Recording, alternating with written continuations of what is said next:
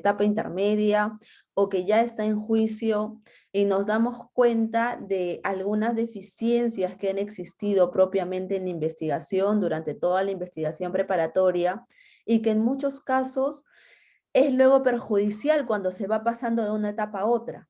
Entonces, lo que yo quisiera compartir con ustedes en estos momentos, en este espacio de tiempo que vamos a poder estar conectados, pues comentar con ustedes un poco las recomendaciones o qué es lo que nosotros hacemos cuando nos llega un caso, qué consideramos primero, cómo lo analizamos, qué recomendaciones o qué tips nosotros usamos cuando estamos en alguna diligencia, cómo nos preparamos, cómo lo hacemos para que de repente nuestras experiencias propiamente en el estudio, pues a ustedes les pueda servir en su día a día. De repente habrá personas que están ejerciendo en la defensa privada también. Entonces, es bueno compartir nuestras experiencias como colegas y si es que estas recomendaciones, estos tips que a nosotros nos ha servido mucho, les puede servir a ustedes también, pues en buena hora, ¿no? Nosotros, por ejemplo, cuando nos llega un caso al estudio, bueno, se contactan con nosotros, nos llaman y cuando llega ya el caso en sí, les pedimos pues lógicamente todo el material. Y lo primero que hacemos cuando nos llega el material es analizarlo, pero sin realizar ningún tipo de discriminación. Es decir, nosotros cogemos el caso, cogemos la documentación y no todavía decimos, por ejemplo, estos documentos son importantes, estos documentos no son tan importantes, o esto sí me sirve, esto no me sirve. Lo que hacemos en un primer momento es ordenar todo el material sin hacer ningún tipo de distinción en cuanto a esto puede ser relevante y esto no, sino que nos limitamos a poder ordenar el material, por ejemplo, señalar qué documentación puedo agruparla en equipos y de esa manera tenerlo ordenado y organizado. Un segundo papel que nosotros hacemos en la organización de estos casos es, por ejemplo, seccionar la carpeta en folders. En el estudio, por ejemplo, nosotros tenemos unos folders como estos.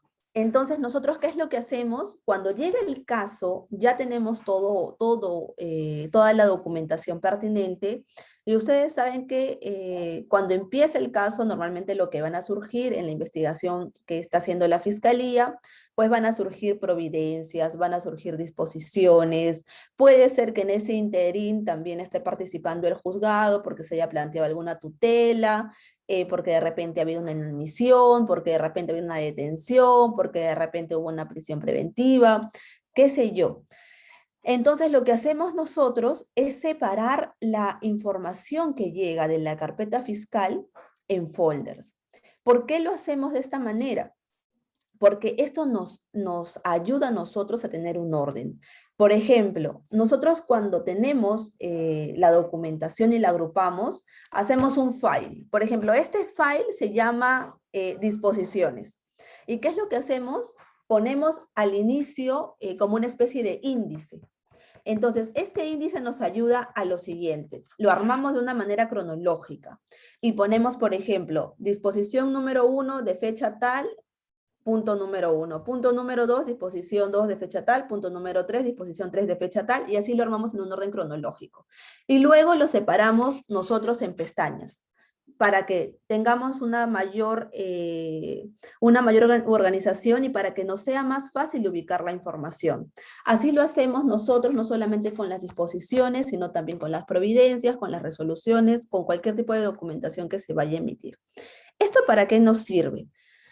Nosotros nos hemos dado cuenta muchas veces en las audiencias, en cualquier tipo de audiencia, que por ejemplo Fiscalía, en nuestro rol como abogados defensores, Fiscalía por ejemplo está alegando y le señala al juez, le dice, bueno, señor magistrado, de acuerdo a la providencia número 3, se le dio trámite a tal actuación, o mediante disposición número 5, pues se ordenó realizar tal acto de investigación.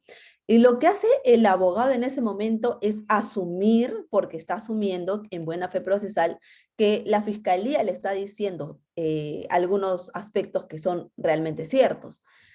Pero el abogado no tiene a la mano la información para poder corroborarla. Y si es que tiene la información, la tiene tan desorganizada, tan desordenada, o está de repente la carpeta tan completa que ni siquiera se ha tomado el tiempo para diferenciarla. Entonces, cuando la fiscalía señala, por ejemplo, mediante providencia número 1 o mediante disposición número 6, pasa en las audiencias que en ese momento uno está prácticamente perdido.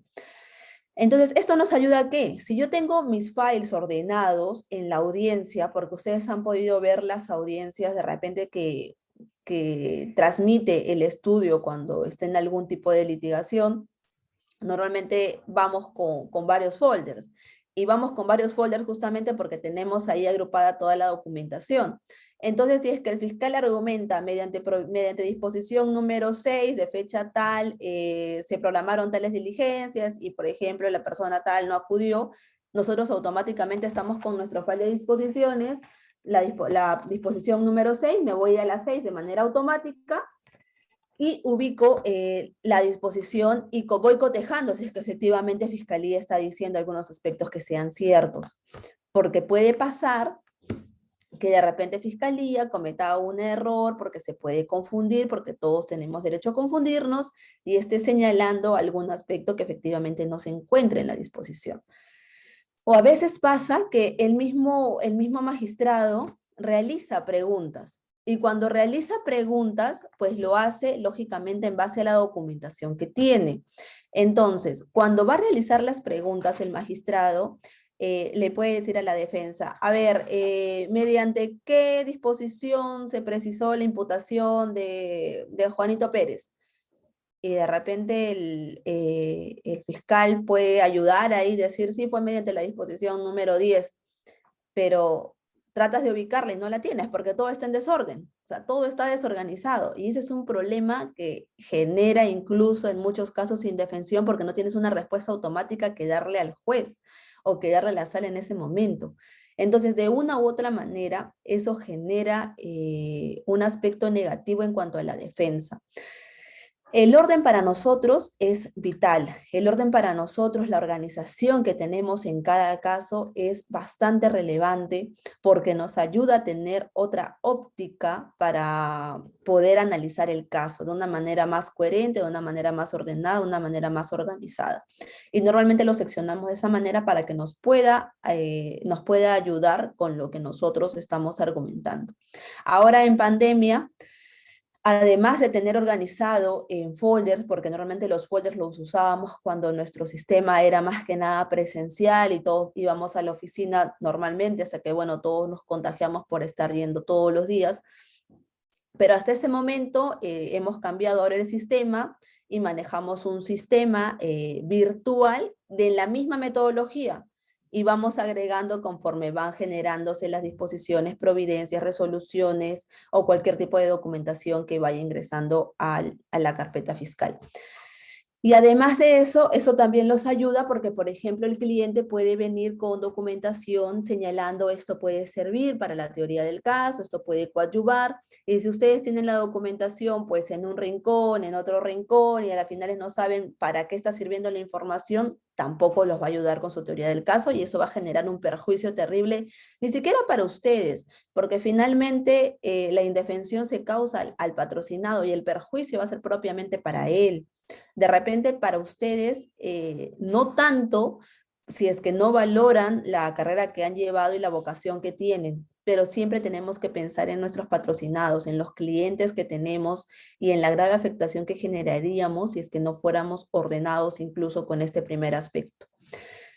Un segundo aspecto que es vital es analizar el caso propiamente, porque está bien que seamos ordenados, está bien que el material llegue, está bien que al inicio no hagamos ninguna diferenciación, que un segundo paso sea pues lógicamente ordenar esta carpeta que nos entregan, seccionarla en folders conforme a la documentación que tengamos para poder agruparla.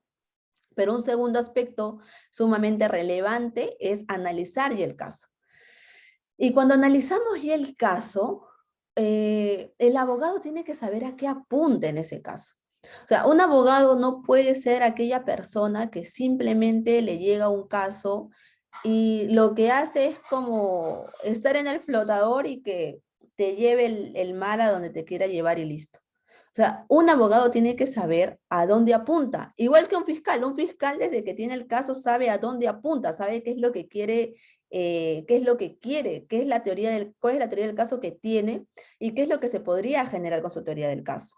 Y lo mismo tiene que hacer un abogado. Un abogado cuando tiene el caso tiene que analizarlo, más allá de decir, bueno, me llegó tu caso, me contaste en la reunión virtual que hemos tenido o en la reunión presencial que hemos tenido, me has dejado tu carpeta, ok, mucho gusto, cuando programen una diligencia, ahí la vuelvo a revisar. Eso no, porque eso es terrible, eso, como nuevamente les digo, genera una grave indefensión a su patrocinado. Entonces, ni bien llega el caso, no tiene que saber a dónde apunta. Y ese caso tiene que analizarse semanalmente, mínimamente. O sea, no podemos esperar que haya una diligencia para volver a analizar el caso que estamos llevando. Y cuando uno analiza el caso, tiene que saber a dónde apunta. ¿Por qué? Porque uno va creando, uno va generando su propia teoría del caso. Y al generar una teoría del caso, uno hace lo que tenemos nosotros, por ejemplo, en el estudio, una línea de trabajo. ¿Cuál es nuestra línea de trabajo? Hacemos un cuadro de, por ejemplo, los antecedentes, todo lo que se ha generado durante la investigación y cuáles son los hechos relevantes en la investigación, cuáles son las diligencias que se han programado, las diligencias que se han realizado, en cuáles se ha participado, qué es lo que se ha generado respecto de nuestro patrocinado en esas diligencias y además qué es lo que nosotros apuntamos a hacer durante el curso de la investigación, porque se supone que tenemos un plan, no nos están pagando o no estamos apoyando en un caso pro bono simplemente por un aspecto formal, porque somos abogados y ya, sino que tenemos una teoría para poder orientarla y para poder plasmarla durante el curso de la investigación. Entonces, es importantísimo, importantísimo que manejemos una línea de trabajo. Una línea de trabajo es prácticamente el informe que se le da al cliente respecto a los actos que se van a realizar en determinado momento. Y lógicamente, dependiendo del caso en concreto, porque depende de la estrategia legal que tengamos, va a haber algunos casos en los que seamos sumamente activos y va a haber algunos casos en los que seamos solamente activos. Entonces, hay que ver también esa diferencia, hay que ver la estrategia legal pertinente para saber en qué momento accionamos, cómo accionamos, con qué accionamos, qué vamos generando, qué testigos podemos ir ofreciendo, qué diligencias se pueden ir agendando, qué diligencias podemos decirle a la fiscalía que vaya programando. Si Fiscalía de repente en la disposición 1 que inicia diligencias preliminares o de repente en la que formaliza, se programaron diferentes actos de investigación y ha pasado ya 5 meses y no se ha generado ninguno, pues ¿qué esperamos nosotros para decirle a la Fiscalía, sabes qué, con disposición tal, programaste tales diligencias, infórmame cómo va? O al menos he ido a ver la carpeta y he visto que no hay ningún oficio remitido a tal entidad que tú señalaste que ibas a recabar esa información de tal entidad. O sea, infórmame si ya oficiaste o no. Porque claro, es muy bonito que los meses pasen porque finalmente te siguen pagando, pero eso, lejos de una ayuda hacia nosotros, más bien tenemos que orientarlo a que es un perjuicio para el investigado, si es que nosotros más bien estamos en un rol pasivo. O sea, un cliente no nos contrata para que nosotros cumplamos un rol pasivo, sino un papel activo para poder defenderlo de manera adecuada y poder coadyuvar la estrategia con la teoría del caso que tenemos. Entonces, para nosotros es muy importante estos aspectos y además de ello, como un cuarto aspecto, nosotros lo que analizamos también es en la organización que tenemos, separamos las diligencias. Y al separar las diligencias de tales actos de investigación que se puedan ir programando, nosotros decimos, ok, ya, Fiscalía está programando tales diligencias, por ejemplo, una toma de declaración, una inspección, qué sé yo, requerir que vaya tal testigo, determinada diligencia. Y cuando ya sabemos, cuando ya se agendaron, ya se programaron las diligencias que tiene que hacer la Fiscalía y en las que lógicamente vamos a participar, dependiendo de la estrategia legal que tengamos, nosotros lo que hacemos en ese momento es analizar las diligencias.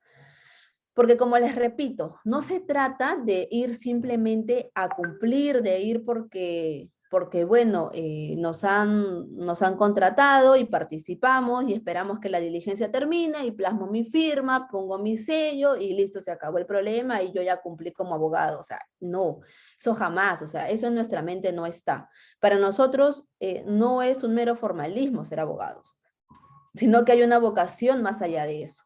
Y eso implica que cuando se programa una diligencia, nosotros analicemos qué persona va a ir a declarar, o qué inspección se va a realizar, o qué documentación se está recabando, para que en base a eso nosotros podamos estructurar eh, un análisis para saber si es que esa diligencia puede coadyuvar o no puede coadyuvar a nuestra teoría del caso.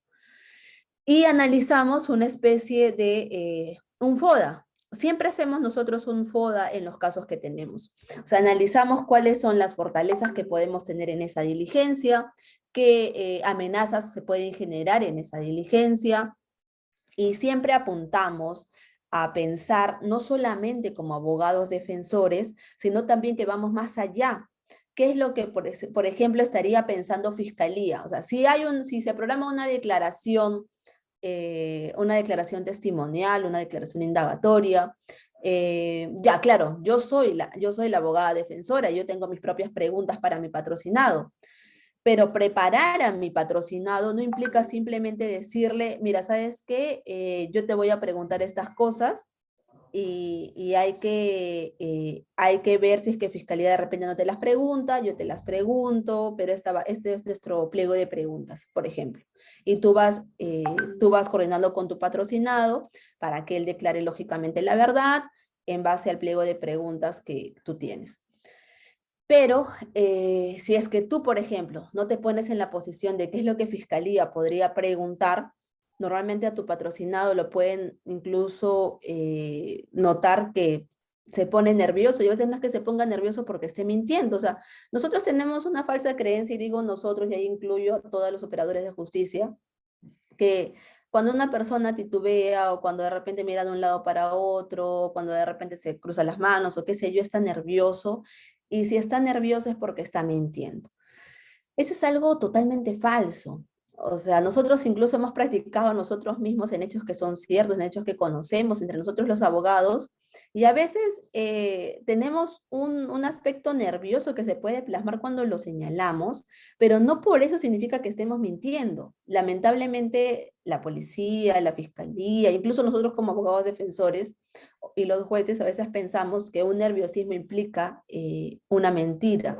Entonces, para eso también tienes que tú entrenar a tu patrocinado. Lo entrenas señalándole que tiene que estar lógicamente tranquilo, que independientemente de que es una declaración que puede ser indagatoria, pues que mantenga la calma, que mantenga la tranquilidad, y para eso tú vas a practicar con él. Pero poniéndote en el escenario también de que puede ser, por ejemplo, preguntas que Fiscalía puede realizar. A veces, si por ejemplo está con un abogado que ni siquiera sabe objetar en la declaración y permite que el policía o el fiscal realice preguntas totalmente sugestivas, capciosas, ambiguas, o las que sea, y no hace absolutamente nada, pues lógicamente tu patrocinado va a estar prácticamente contra la pared. Por eso uno tiene que proyectarse. Si es que estamos en una investigación que está coadyuvando ahí la policía, que la policía en muchos casos hace un excelente trabajo, igual tenemos nosotros que apuntar qué es lo que un efectivo policial podría preguntar. A veces hay una diferencia entre las preguntas que hacen los efectivos policiales a cómo lo hacen los de la fiscalía. A veces fiscalía cuida mucho el tipo de preguntas que hace, y a veces a nivel policial no se cuida mucho y se termina haciendo preguntas muy sugestivas, muy capciosas, muy ambiguas, que claro, es un error que no comete solamente la policía, sino también la fiscalía. Y cuando no hay un abogado que pueda sentar base y que pueda decir un momentito, o sea, ya basta, o sea, ya muchas preguntas sugestivas, ya muchas preguntas capciosas, esto no se puede realizar, y empieza a objetar, porque en diligencias preliminares, en la investigación preparatoria, pues uno lo puede, en la investigación preparatoria formalizada lo puede realizar. Entonces, lógicamente, fundamentando en ese momento, pues vas dándole también confianza a tu patrocinado, ¿no? Entonces es importante que uno sepa en cada diligencia cuál es la estrategia que va a utilizar, lógicamente para coadyuvar en la teoría del caso.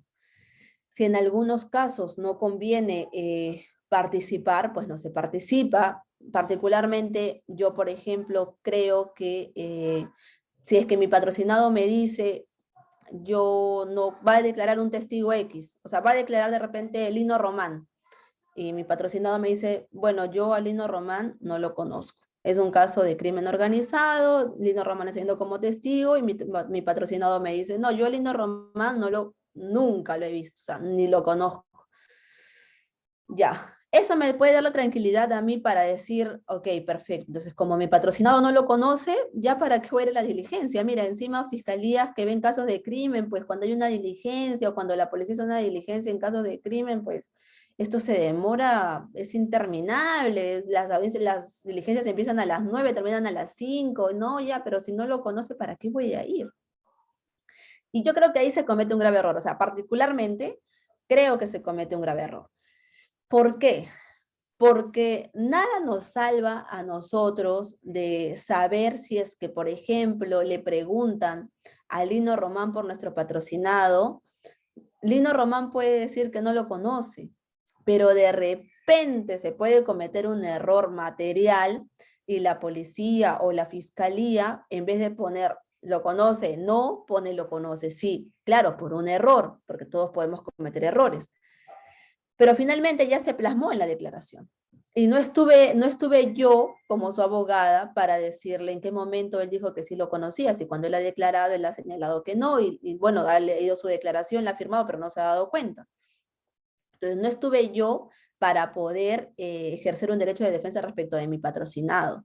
Me dejé llevar simplemente porque él me dijo que no lo conoce y yo confié en que la diligencia se iba a llevar de una manera adecuada, que finalmente la declaración se iba a llevar a cabo de la mejor manera y simplemente no asistí. Yo creo que uno, así nuestro patrocinador nos diga, no, yo no lo conozco, no tengo nada que ver con esa persona, uno tiene que asistir, porque uno no sabe qué es lo que finalmente puede decir el testigo, no sabemos qué es lo que puede generarse, no sabemos la pregunta que va a realizar el policía o la pregunta que va a realizar la fiscalía, y no sabemos si es que en algún momento pueden involucrar a nuestro patrocinado, y si es que lo involucra, pues tenemos que estar ahí para generar las preguntas respectivas. Entonces yo creo que sí, que independientemente de que nos digan que no hay ninguna vinculación, uno tiene que asistir necesariamente. Ese es un punto de vista muy particular, ¿no? Pero sí es necesario que, como les repito, nosotros sepamos a qué apuntamos en cada diligencia, a qué nos estamos orientando en cada diligencia, porque esto es relevante para la investigación, relevante para nuestra teoría del caso. Además, nosotros cuando estamos en esta investigación preparatoria y vamos a solicitar actos de investigación, porque como les digo, nosotros tenemos que ser una defensa activa, en lo absoluto pasiva, porque ser muy pasivos en muchos casos no conviene. Entonces, al ser una defensa activa y vamos a solicitar que se realicen determinados actos de investigación o que se recabe determinada documentación de tal entidad, dependiendo de nuestra teoría del caso, pues hay que tener lógicamente cuidado con señalar la pertinencia y utilidad. Hace poco, hoy día justo me escribe un colega que había solicitado en un caso de crimen organizado que se practique una pericia, pero la fiscalía le responde y le dice, por ejemplo, no al lugar tu pedido. Y no al lugar tu pedido porque no me has precisado pertinencia ni utilidad. Y el abogado, por ejemplo, ahí ya se quería ir en tutela, porque él decía, me han rechazado el pedido, y como me han rechazado el pedido, ya me pude ir a tutela.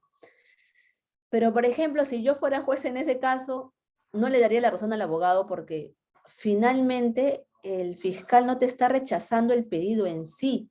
O sea, él no te está rechazando que se practique la pericia.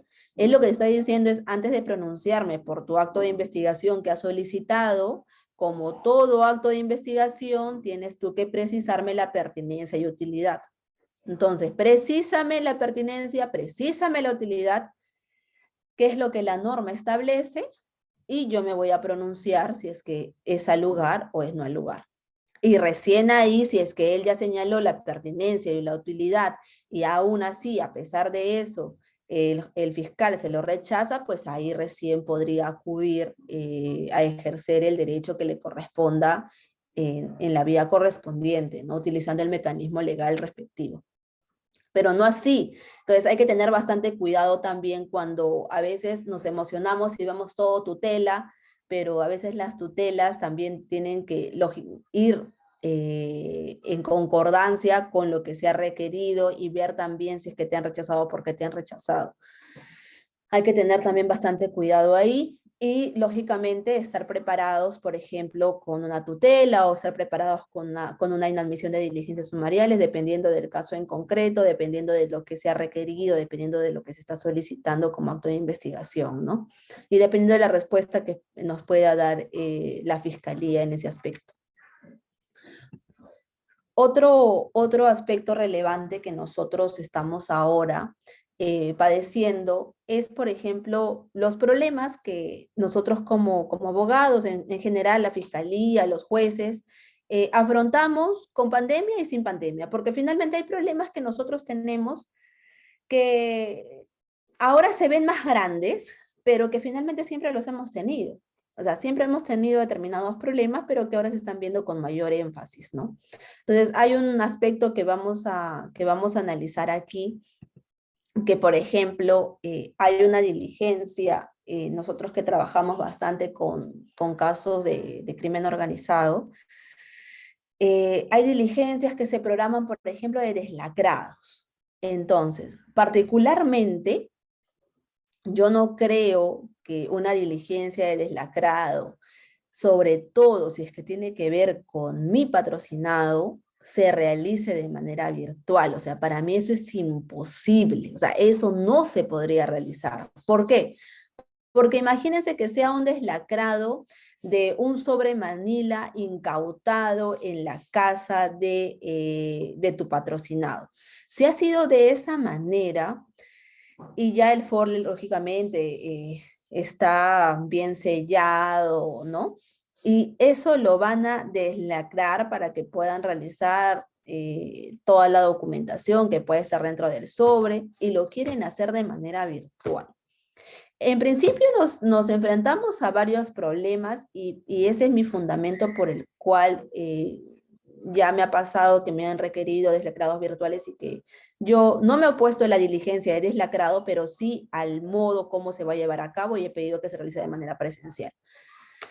En principio porque las cámaras normalmente no son nítidas. O sea, las cámaras normalmente no son nítidas. Ni siquiera mi cámara en este momento es nítida. Entonces, si es que ni siquiera la cámara que nosotros tenemos es nítida, a veces el Ministerio Público, por más que hace el esfuerzo con los recursos que tiene, tampoco lo ayuda mucho. Eso es en un primer aspecto. En un segundo aspecto, nada te garantiza que se va a grabar absolutamente todo lo que se tenga ahí, que tú lo puedas visualizar de una manera adecuada. En un tercer aspecto, tú no sabes si es que todos los documentos que están en el sobre, de repente, por ejemplo, yo a mi costado tengo, en toda mi mesa hay bastantes papeles, porque en los casos de crimen manejamos más de 100 tomos. Entonces, cuando estoy analizando un caso, pues normalmente tengo varios folders a mi costado. Entonces, nada te garantiza a ti que puede ser por cosas de la vida que se traspapele un papel con otro, un papel de fiscalía con un papel de los documentos de tu patrocinado. Entonces, cuando se lacre de nuevo o de repente se resbaló y lo consignan como si hubiera estado ahí, qué sé yo, pueden pasar muchísimas cosas al realizarse deslacrados de manera virtual. Entonces, dados esos aspectos, cuando se han programado así deslacrados, o incluso me tocó en una ocasión que se había programado una declaración testimonial, y la declaración testimonial tenía que ver con un documento que se había incautado en la casa de mi patrocinado, y como ya estaba incautado, querían deslacrar ese documento, ese sobre donde el cual contenía este oficio, por ejemplo, y ponerle la vista a la persona, ¿no? Entonces le dijeron que antes de que declare tenía que realizarse el deslacrado, pero eso nunca se señaló en la disposición respectiva. Entonces, lo que yo le dije a la fiscal en ese momento fue que En principio nos habían programado la diligencia para una declaración testimonial. No nos habían dicho que hacía falta deslacrar algún documento antes de que se lleve a cabo la diligencia de declaración testimonial. Y en segundo aspecto, que no teníamos ninguna oposición al deslacrado en sí, propiamente a la diligencia de deslacrado, pero si es que ellos querían hacerlo de manera virtual, porque estábamos en una declaración, en una programación de declaración virtual, ahí sí no estábamos de acuerdo. No estábamos de acuerdo por los aspectos que les he señalado, y que en todo caso, como es documentación incautada de nuestro patrocinado, y claro, la pandemia, el aforo, la bioseguridad, ayudarnos, ¿no? A no contagiarnos, lo que se podía hacer en ese caso era que la defensa de mi patrocinado sí acuda de manera presencial porque repercute propiamente respecto de nosotros, pero que de repente para las otras defensas podría ser virtual, ellos lo podrían seguir, las personas que quisieran participar en esa diligencia lo podrían hacer de manera virtual para coadyuvar a que no se sigan contagiando las personas, ¿no? O para ayudar con el aforo. Entonces, en ese aspecto, pues la fiscal comprendió nuestra posición y decidió efectivamente programar el deslacrado de manera presencial para nosotros y de manera virtual para los demás colegas de la defensa. Eso me pareció importante, sí, porque hay diligencias que a veces nosotros menospreciamos porque sí lo hacemos, así como discriminamos documentación y decimos, bueno, esto sirve, esto no sirve, esto sirve, esto no sirve. Lo mismo hacemos con diligencias en muchos casos, o sea, lo hemos hecho. Algunos lo seguimos haciendo, porque decimos, bueno, esta diligencia sí es importante, esta diligencia no tanto, pero hay diligencias que en realidad, desde mi punto de vista, no podemos menospreciarlas, no podemos discriminarlas. Si bien es cierto, hay un nivel de importancia de cada una, o un nivel de prioridad, de relevancia, no hay que por eso decir que una es menos importante que la otra, ¿no? Por ejemplo, esto a mí me pareció bastante relevante porque era información, documentación de nuestro patrocinado y tenía que ver con su hecho objeto de imputación. Otro aspecto a considerar aquí es que, por ejemplo, algo que nos ha pasado, que nos pasa en la actualidad y que seguramente nos pasará, nos continuará pasando, son las declaraciones, la programación de declaraciones. Esta programación de declaraciones, en muchos casos que hemos tenido antes de pandemia, presenciales, han generado muchos aspectos o muchos sinsabores que yo creo que también ustedes los van a compartir conmigo, pero que a veces no se toman en consideración porque ya se ha generado como que un chip de costumbre ahí. Por ejemplo, cuando estamos en una declaración testimonial, ya sea en la comisaría o ya sea en la fiscalía. Normalmente, pues el fiscal o el policía está con su monitor, escribiendo, redactando las preguntas, nos ponen una silla para el abogado, otra silla para el investigado o para el testigo, sea el caso que sea el caso correspondiente, y estamos normalmente al frente de ellos. ¿Y qué es lo que pasa ahí? En principio, como he puesto ahí, hay un problema que es no saber qué escribe la fiscalía o policía. Porque, o sea, ustedes no me van a dejar mentir, de repente acá hay efectivos policiales, de repente hay fiscales. Cuando el abogado está al frente, el abogado no tiene acceso al monitor. Y al no tener acceso al monitor, en realidad no sabemos qué está escribiendo la policía ni la fiscalía. O sea, no sabemos qué es lo que está haciendo, no estamos pegados a su monitor. Y eso genera un problema, sí genera un problema. ¿Por qué? Desde una experiencia personal que ha pasado en muchos casos y nos ha pasado en el estudio también. Cuando programan una diligencia de toma de declaración, particularmente yo voy con un cuaderno de apuntes siempre. O sea, siempre cuando son declaraciones presenciales, así me citan en la comisaría o en la fiscalía, yo voy con mi cuaderno de apuntes. Y cuando la policía o cuando el fiscal está realizando el interrogatorio, pues yo voy apuntando la pregunta y yo voy apuntando la respuesta, o sea, la respuesta tal cual, porque se supone que cuando hay una diligencia de toma de declaración, cuando el policía o el fiscal pregunta, él tiene que consignar la respuesta tal cual lo dice el testigo. O lógicamente en algún momento, si hay una palabra repetida, pues no va a poner repetida la palabra, no va a organizar la idea, pero no va a organizar la respuesta en sí, o sea, no va a poner la respuesta que él desee, sino va a poner la respuesta que el testigo está brindando o que el investigado está brindando. Y a veces pasa que hay algunas personas que pueden escribir rápido y otras que son un poco más lentas. O sea, a algunos nos cuesta, algunos tienen ya más experiencia en la escritura en el teclado. Entonces, ¿qué pasa cuando estás con un testigo que habla muy rápido? Eh, yo no podría creer, por ejemplo, que si un testigo habla muy rápido, el fiscal o el policía esté escribiendo súper rápido y esté a la par con lo que está señalando el testigo o el investigado. Entonces me ha pasado que una vez que el policía o el fiscal hacía la pregunta, pues yo también apuntaba la respuesta en mi cuaderno. Y pasaba de repente la pregunta número 3, número 4, y en la pregunta quinta, que de repente me interesaba más la respuesta que había brindado, yo había apuntado la respuesta y le digo al policía o le digo al fiscal, disculpe, ¿me podría leer la respuesta que ha brindado el testigo en esta última pregunta que se le ha formulado? Desde el policía o el fiscal me dice, claro, sí, ¿cómo no le voy a dar la respuesta? No, ahora se la dicto. Y cuando me la dicta y lo comparo con mi cuaderno, pues falta muchas precisiones que no ha consignado. O sea, ha hecho un resumen de la respuesta que brindó efectivamente el testigo. Y eso es un problema, sí, porque de repente está dando información relevante que no se está consignando. Entonces, a veces hay policías y fiscales honestos que dicen, sí, efectivamente, a ver, vuélvame a repetir la respuesta al testigo y lo redacta.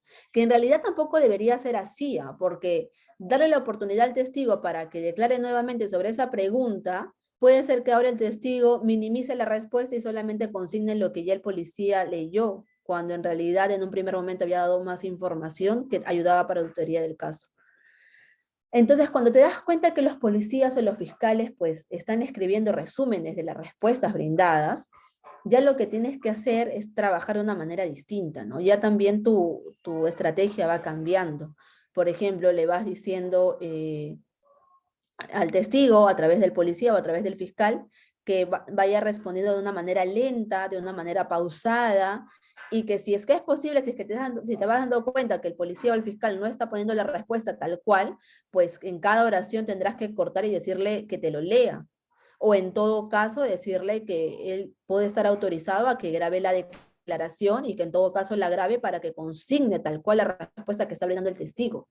Porque no es que tú estés diciendo que se ponga lo que tú quieres que se ponga, sino que tú estás diciendo que se ponga expresamente qué es lo que está señalando el testigo. Y eso es un problema que surge muchas veces con las declaraciones presenciales, ¿no? Además de eso, otro aspecto importante es que, por ejemplo, como les decía hace unos minutos, a veces pasa que uno va a una diligencia simplemente por cumplir. Y el problema de ir a una diligencia simplemente por cumplir es que ni siquiera tienes una teoría del caso preparada. ¿Se acuerdan que yo les comentaba también hace un momento de las líneas de trabajo? Las líneas de trabajo justamente ayudan también para las diligencias que se van a programar, para que tú sepas qué es lo que quieres de cada diligencia, qué es lo que tú puedes extraer de cada diligencia y por qué vas a participar en esa diligencia, qué es lo que tienes pensado obtener de dicha declaración o de dicha inspección o de la diligencia que se vaya a programar.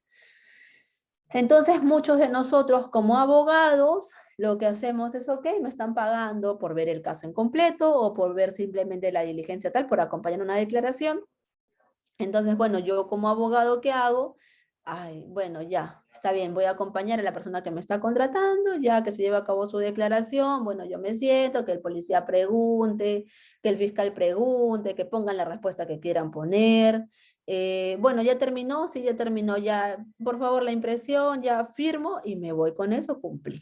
O sea, muchos abogados hacemos eso, ¿no? Y simplemente lo que hiciste fue cumplir, o sea, un formalismo de tu ejercicio de profesión como abogado, o sea, un mero formalismo.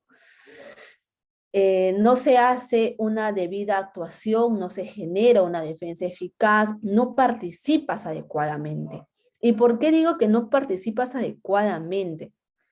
Porque cuando uno va a una diligencia, así vayas gratuitamente en un caso pro bono, tienes que hacerlo de una manera bastante diligente. O sea, tienes que pensar que la persona a quien estás acompañando puede ser tu papá, tu mamá, tu hermana, tu hermano, tu primo, tu tío, tu abuelo, tu abuela. Y tú dime, o sea, ponte una mano en el corazón. O sea, ¿de verdad lo vas a defender de esa manera? O sea, ¿de verdad tú vas a ir a sentar su declaración y ya, que pase lo que tenga que pasar y que acabe y firmo, pongo mi sello y ya está? Lógicamente no vas a hacer eso, al contrario, vas a estar sumamente preocupado, vas a ver qué puedes generar de esa declaración, controlar al policía, controlar al fiscal, que no haga preguntas sugestivas, que no haga preguntas capciosas, ambiguas, de opinión técnica, qué sé yo, vas a estar ahí al tanto, vas a estar a la expectativa de lo que se pueda generar, que no haya ninguna especie de intimidación, porque a veces en casos de crimen organizado, lamentablemente se generan tipos de intimidación cuando un investigado está al costado de un abogado que genera una defensa ineficaz contra su patrocinado, pero como tú no eres así, pues vas a generar no una indefensión, sino una defensa totalmente eficaz. Pero para eso tienes que prepararte. Y además de eso, pues una vez que se ha llevado a cabo la declaración con las cuestiones que hayan podido haber surgido ahí, ¿no? El tema de que la pregunta si está bien consignada, la respuesta si es que la está redactando efectivamente de manera completa. Una vez que se imprime el acta de la declaración, lo que tú tienes que hacer es revisarla. O sea, eh, esto obviamente me genera un poco de tensión, porque a mí me da particularmente mucha cólera que a veces los abogados esperan que termine la declaración para que se imprime el acta, firmarla e irse corriendo. Y no te das cuenta que tú esa declaración tienes que leerla. O sea, más allá de lo que tu patrocinado pueda leer y que diga, sí, efectivamente está bien, tú tienes que leerla también. ¿Por qué? Porque como les he comentado, todos cometemos errores. Todos tenemos a veces deficiencias en redacción respecto a la coherencia, semántica, gramática, ortografía. A veces pasa que la policía, la fiscalía o nosotros mismos nos olvidamos de una tilde, nos olvidamos de una coma, nos olvidamos de un punto y se consigna en determinado momento de la oración que no se debe consignar la coma. Y ustedes mejor que yo saben que una coma incluso puede cambiar el sentido totalmente, totalmente de una oración. O sea, puede cambiar por completo el contexto. Entonces, si es que yo solamente me limito a firmar la declaración y no la leo, puede ser que se haya consignado una respuesta, pero que se haya planteado a nivel escritural, se haya consignado mal. ¿Por qué? Porque de repente el policía puso la coma o el fiscal puso la coma donde no debía ponerla, puso un punto donde no debía haber punto, no sé, habían palabras que a veces también la tilde de determinada palabra puede cambiar el sentido de la oración, qué sé yo, muchos aspectos que son importantes y a veces no es ser pesados, ¿ah? Porque a nadie le gusta que lo corrijan, es la verdad. O sea, es la verdad. A nadie nos gusta que nos corrijan, que nos digan que está bien, que está mal. Eh, claro, siempre las correcciones son para mejorar, ¿no? Pero ¿a qué policía le va a gustar que le corrijas tú, oye, te faltó la tilde, efectivo policía, le faltó acá la coma, faltó acá el punto, señor fiscal, acá usted ha puesto la coma donde no debería ir? O sea, lógicamente eso no nos gusta, ¿no? Pero ahí los efectivos policiales y los fiscales deben tomar en consideración que no lo hacemos, o sea, al menos cuando me toca a mí, o sea, no es en un mal ánimo, sino que en muchos casos, por ejemplo, si es que se va a evidenciar contradicción o qué sé yo, con alguna declaración, es importante que la pregunta, que la respuesta esté bien consignada, porque imagínense que yo quiera evidenciar contradicción y que haga leer la pregunta o que se lea en voz alto, y ni siquiera se va a poder leer porque no se entiende cómo está plasmada la respuesta. Claro, lo escuchaste y así lo escribiste, pero como no esté respetado los signos de puntuación, no has respetado la ortografía, no se escucha bien cuando haces esa lectura, ya cuando estás en juicio.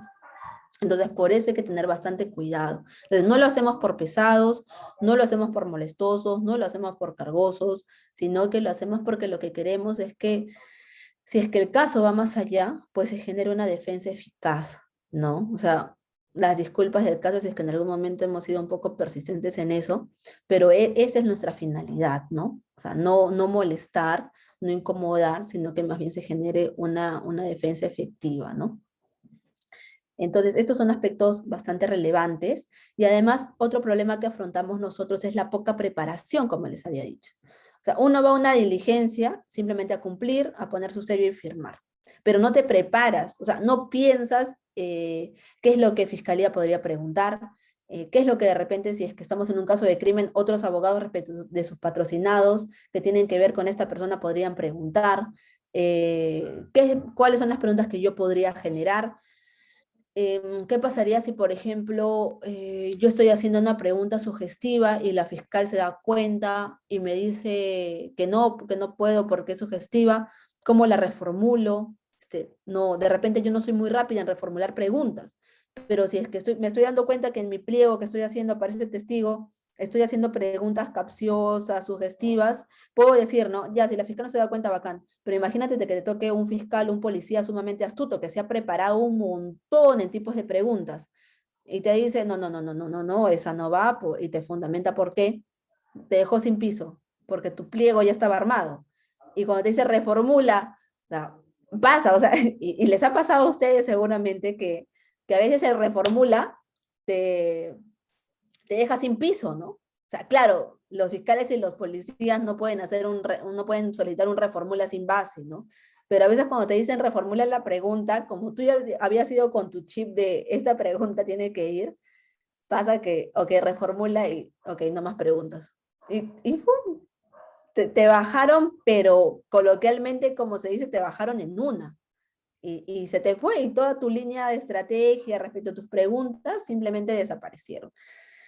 Y eso es un problema, lógicamente, que se genera en esos aspectos, ¿no? Entonces, es importante estas cuestiones que les voy señalando, porque la preparación es fundamental, o sea, conocer nuestra teoría del caso, a dónde apuntamos, es sumamente relevante, ¿no? Otro aspecto importante, ya no presencialmente, sino de manera virtual, ya las declaraciones, es que las declaraciones ahora que se están llevando a cabo son en su mayoría de manera virtual.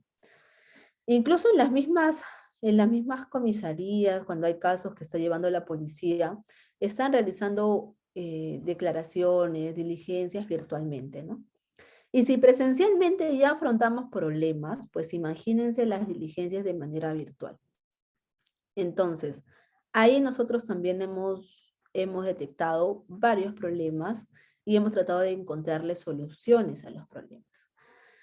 A veces por confiados nos ha pasado en determinado momento que se lleva a cabo la declaración y, por ejemplo, dejamos que se lleve a cabo la diligencia de toma de declaración y al finalizar nos damos cuenta que nuestro patrocinado de repente declaró como 4 horas y solamente hay 3 hojas de impresión de la declaración, o sea, 3 hojas para 4 horas o 5 horas que ha estado en diligencia, pues es algo mínimo, ¿no? Y pasa que a veces te das cuenta al final que se ha consignado un resumen de las respuestas que ha brindado la persona. Y no podrías de repente cuestionarlas o sería muy dificultoso si es que no observaste esos aspectos en un primer momento. Entonces ahí nosotros hacemos lo siguiente. Un segundito.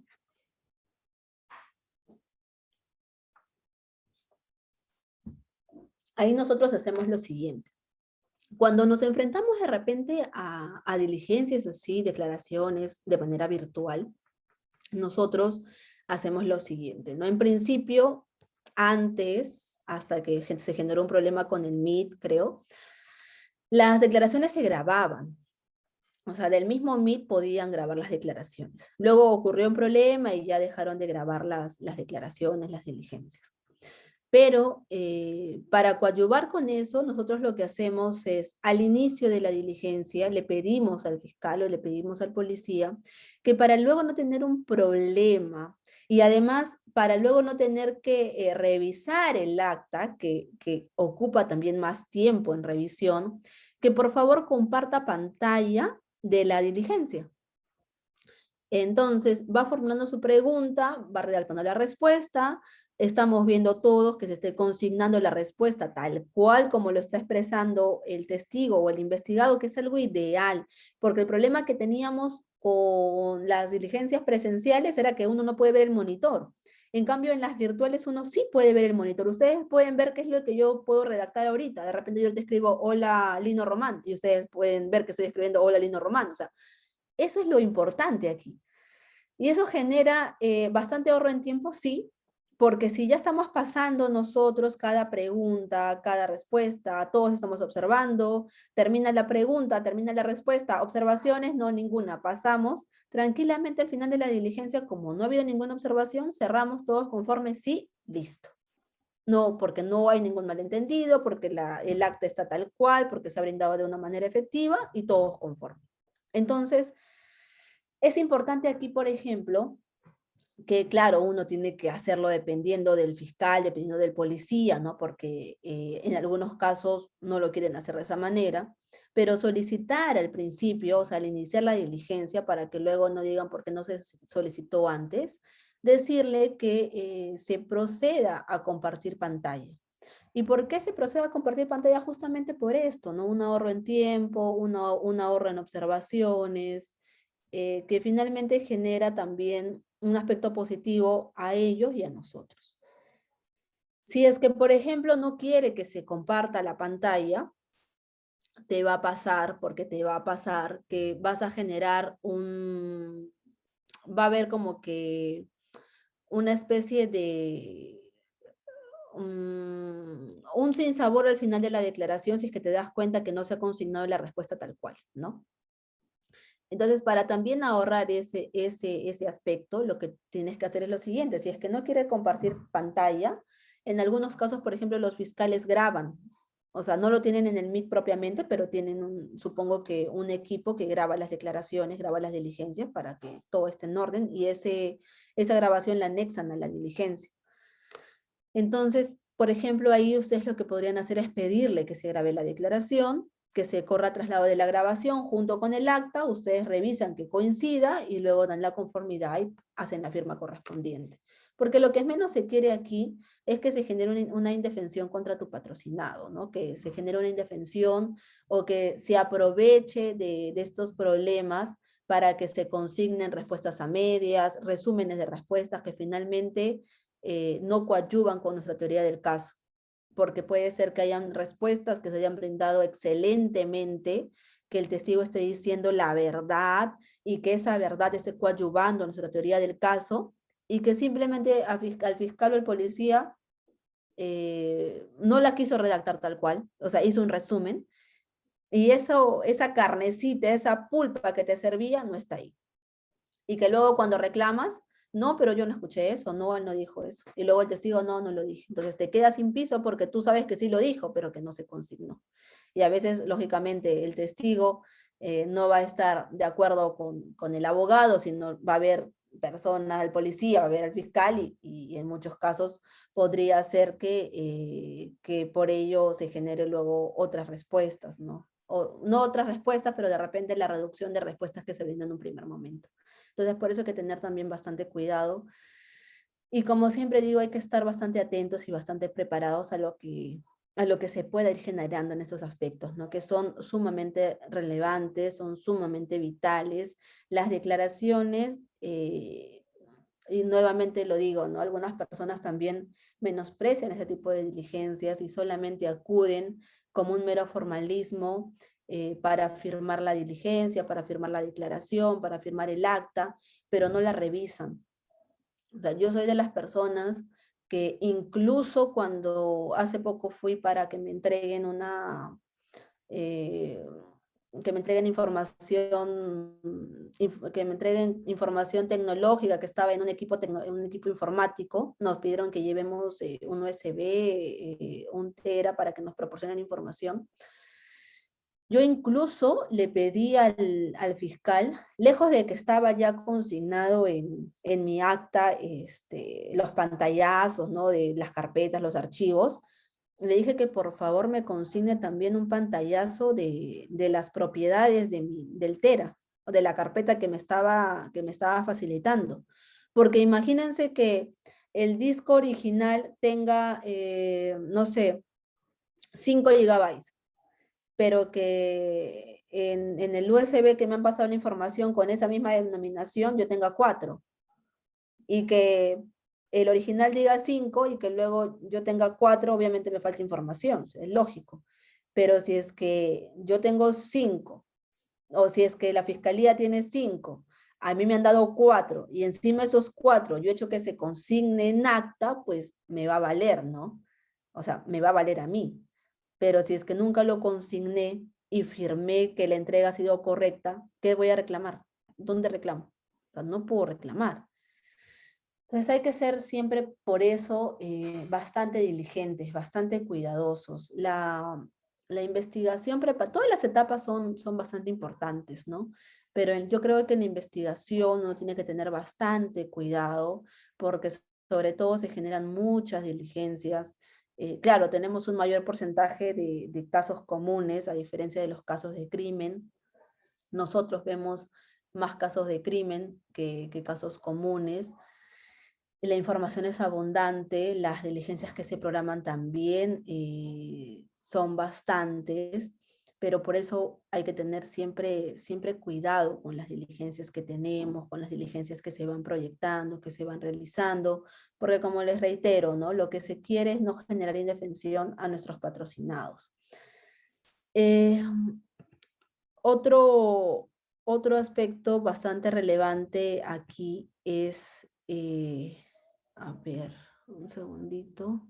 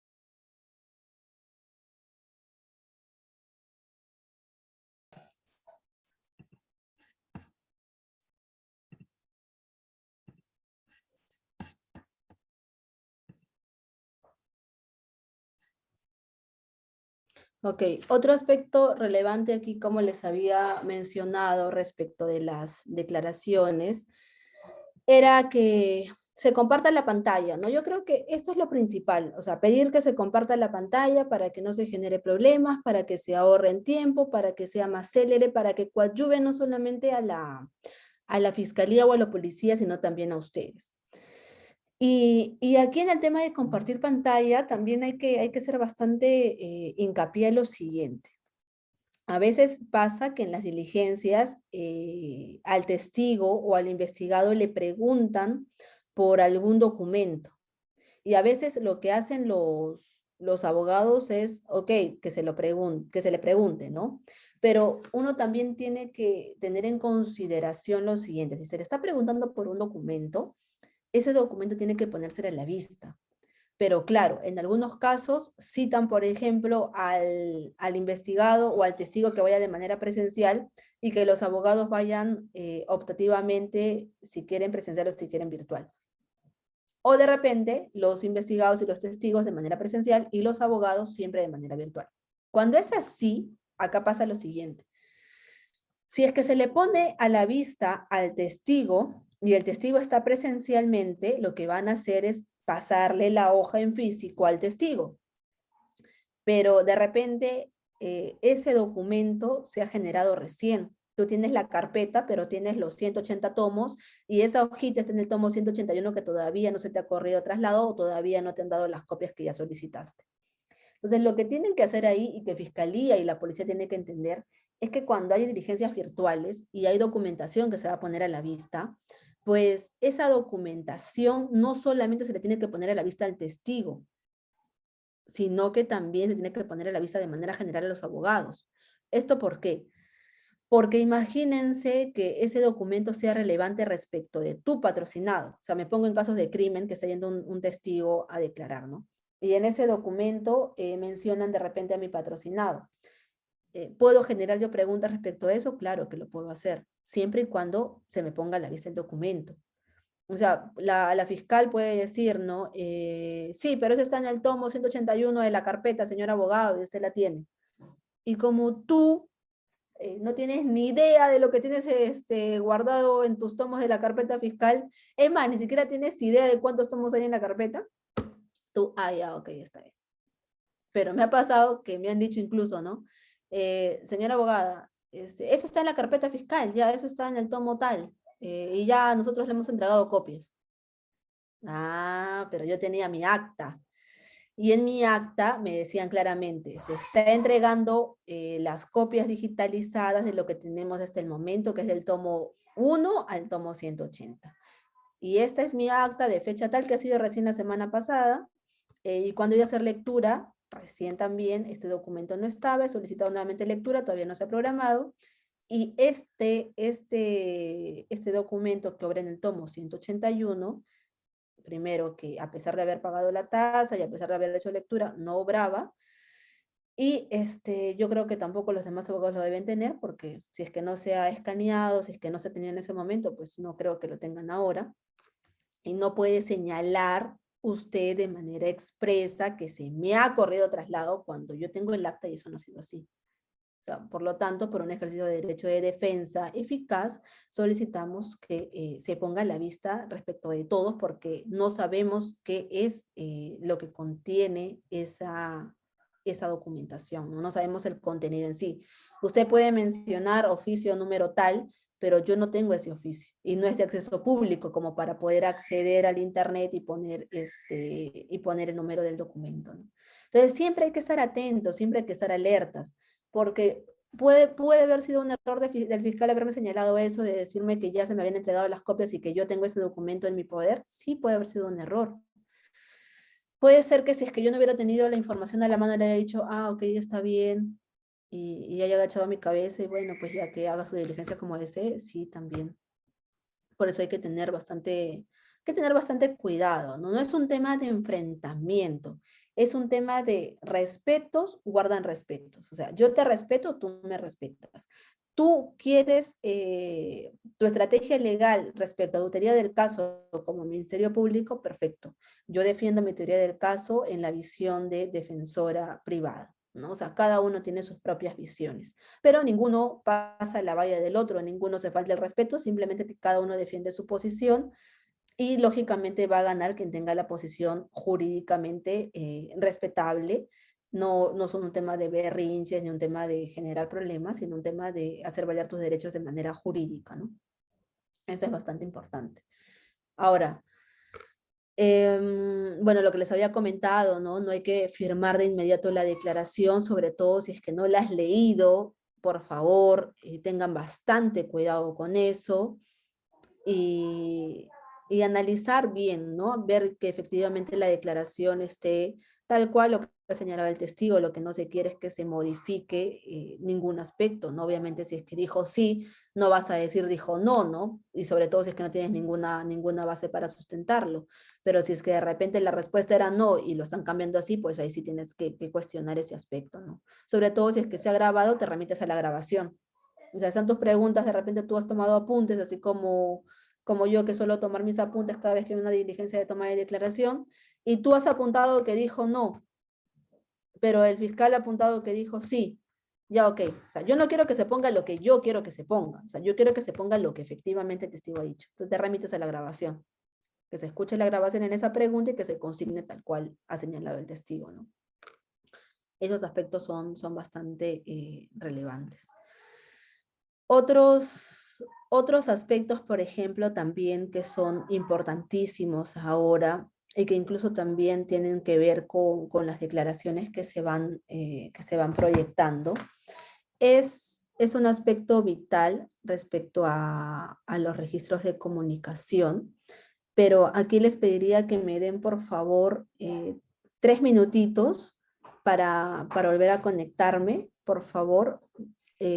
Hacemos un entretiempo, por favor, de 3 minutitos y me vuelvo a conectar para continuar con lo que prosigue de esta charla que tenemos.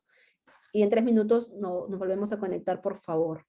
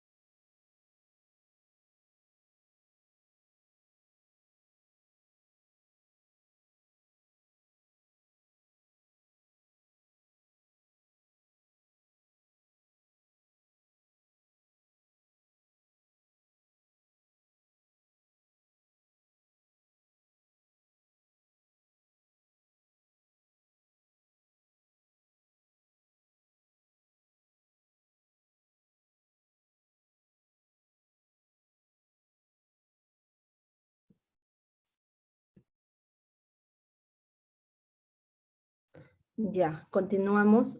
Discúlpeme por favor, sino que estamos con un tema también de diligencias.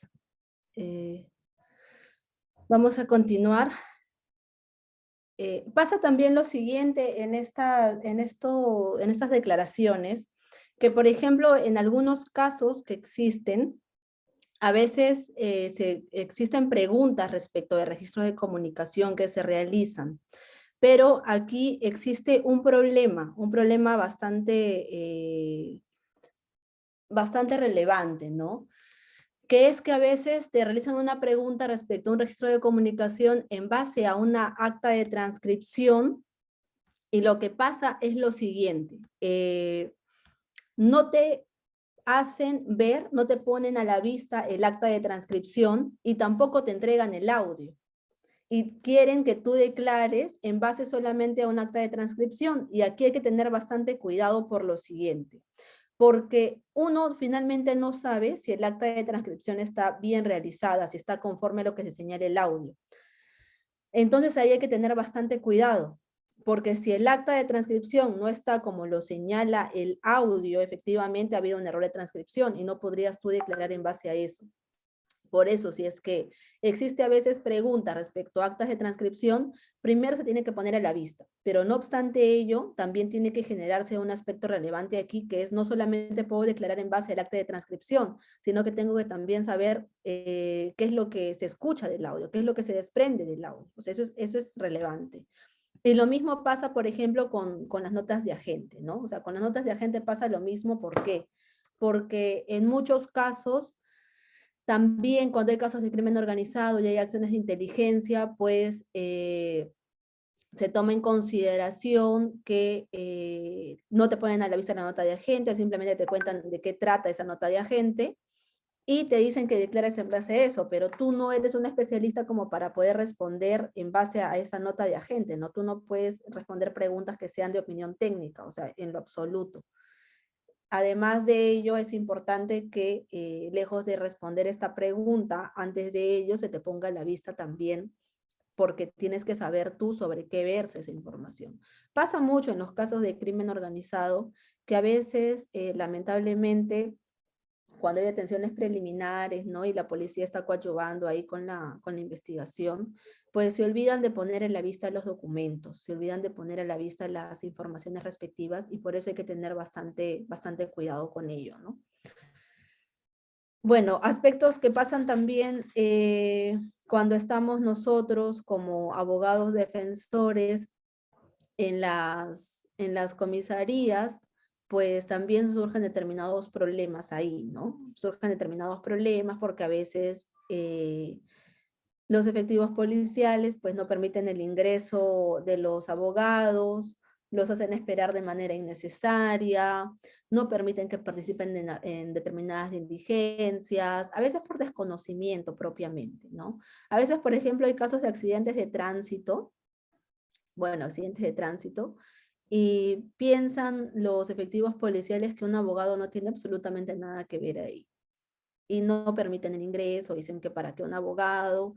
Y eso también genera muchos problemas, ¿no? Genera muchos problemas porque no sé si sea una mala costumbre de algunos efectivos, ¿no? De algunos efectivos policiales. Y digo de algunos porque nosotros defendemos a bastantes policías, tenemos el mejor concepto de todos ellos, pero a veces surgen estos problemas, ¿no? Surgen estos problemas que hay que saber, hay que saber sobrellevarlos y hay que actuar de manera debida también. O sea, hay que saber siempre qué es lo que se apunta, qué es lo que se busca y que no podemos permitir que se generen arbitrariedades en contra de nosotros, ¿no? Hay que tener por eso bastante cuidado con ello, hay que tener bastante cuidado para que sobre todo no se genere un problema, no solamente para ellos, porque podemos ir incluso nosotros recurrir a esta inspectoría, pero como digo, no tiene que haber siempre un respeto, porque, o sea, respetos guardan respetos y el tema de las diligencias a nivel policial,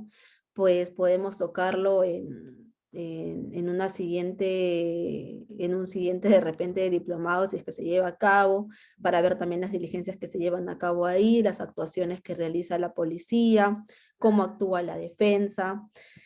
Y finalmente, hay algo importante que tenemos que recordar, que es el respeto primero, ¿no? O sea, el respeto siempre primero.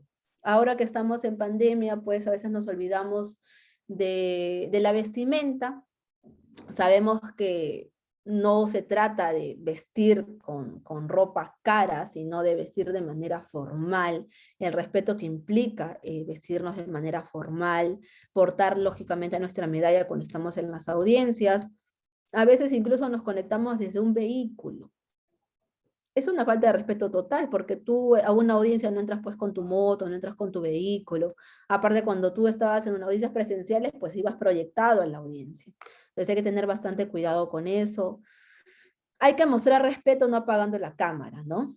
Eh, Nosotros, por ejemplo, decimos ahora en pandemia, pues las clases, las diligencias, las audiencias, pues se llevan a cabo de manera virtual, pero hay que tener bastante cuidado aquí, ¿no? O sea, hay que mostrar un tema de respeto con los magistrados, con los fiscales, encendiendo nuestra cámara.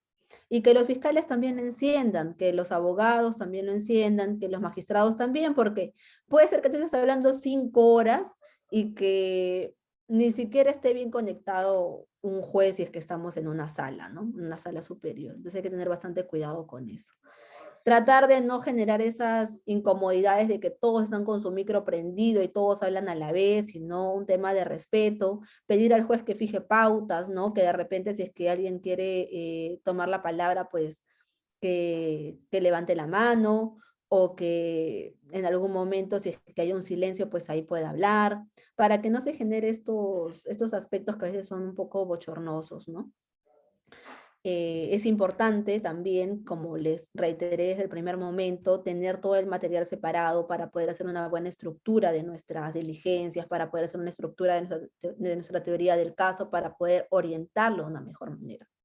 Es importante saber que respetos guardan respetos, que ser respetuoso no significa ser sumiso, el que yo vaya de manera respetuosa, el que yo salude, el que yo me comporte con los modales que tengo, no significa que me van a pisotear, no significa que yo voy a dejar que conculquen los derechos de mi patrocinado, que no se malentienda respeto con sumisión, de respeto con ser un ser pasivo, ¿no? Además, guardar el respeto, aunque otras personas no lo hagan, también es importantísimo. No mezclarnos con los demás, nosotros somos nosotros y nosotros tenemos que comportarnos a la altura de una manera debida. Hay que tener bastante cuidado con eso también. Eh, ¿Por qué? Porque también tenemos nosotros que demostrarnos a nosotros mismos de la profesión que tenemos, la vocación que tenemos al realizar esto, cómo nos sirve, cómo nos va orientando, el amor que tenemos por la carrera y sobre todo, como les dije desde un primer momento, defender a la persona que vayamos a defender como si fuera nuestra propia familia, ¿no? Como si fuera nuestra propia familia, como si fuera nuestro propio familiar. Cuando nosotros entendamos eso, yo creo que vamos a hacer un excelente trabajo, vamos a litigar de la mejor manera posible y vamos a cumplir nuestro rol independientemente de la función que ejerzamos. Así estemos en el Ministerio Público, así estemos en el juzgado, así estemos como abogados defensores, como abogados privados, en el rol y la función que desempeñemos, lo vamos a hacer de la mejor manera posible. Yo agradezco mucho la invitación a la Cámara Legal Fortaleza. Agradezco mucho la invitación que han tenido por haber pensado en mi persona. Yo espero que estas recomendaciones pues les haya servido mucho. Si cuando ustedes tengan alguna duda, tengan algún caso, pues no duden en escribirme, no duden en ponerse en contacto con nosotros, porque finalmente nosotros lo que hacemos es compartir la información que tenemos. Si nosotros, nuestros casos, la documentación que tenemos, la información que tenemos, la jurisprudencia que tenemos, les puede servir a ustedes, en buena hora, lo compartimos de la mejor manera. Si es que, por ejemplo, no sé,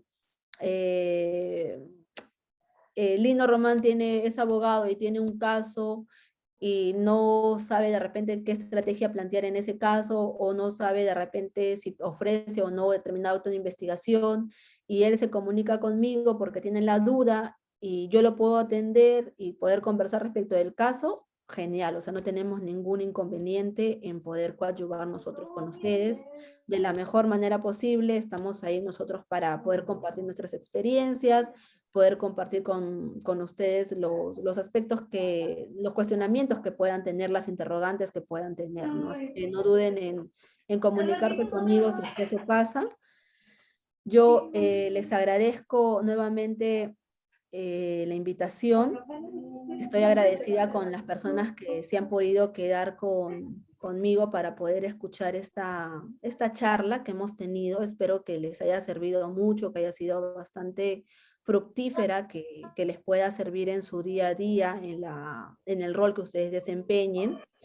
Me despido de ustedes deseándoles una bonita noche, que esto nos haya servido a todos, y cualquier duda, cualquier consulta que tengan, no duden en contactarme, que yo gustosamente los voy a atender, ¿no? Muchísimas gracias por todo, un gusto haberlos conocido y seguir compartiendo con ustedes las ideas, ¿no? Muchísimas gracias a Edwin, a todas las personas que van escribiendo por el chat, a Juan, a Johan.